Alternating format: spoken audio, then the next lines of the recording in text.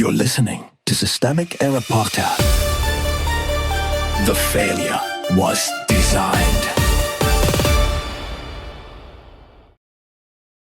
White House goes berserk at fraud. Pulitzer-winning reporter's Air Force One swap story, based on an article by Daniel Hampton.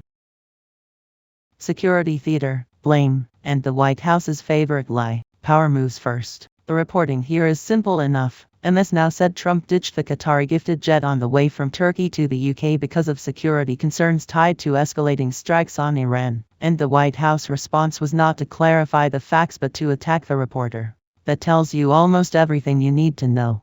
The story is not really about one aircraft.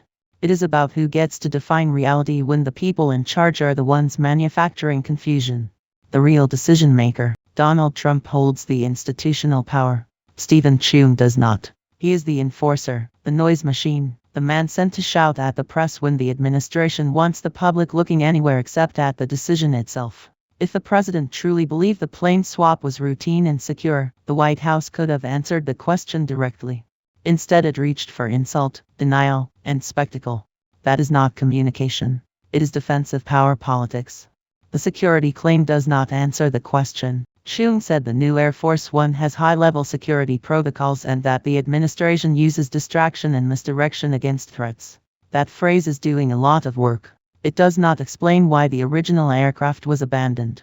It does not explain why the Qatari plane was in this position to begin with. It does not explain the shifting storyline that MS Now panel later picked apart. When an administration leans on security language, the burden is not on reporters to swallow it whole. The burden is on the administration to prove that security is the reason, not the cover story. Attack the reporter, hide the decision. The White House spokesman went after Carol Leonig's credibility instead of the reported conduct. That is a familiar move because it works just often enough. Discredit the messenger, force the debate onto personality, and drag the actual decision out of view. But Leonig is a longtime investigative reporter with a serious record. Calling her a fraud does not answer the substance of the report. It only signals that the White House would rather fight the press than defend its own choices. That is the point of the attack. Not truth, not clarity, control.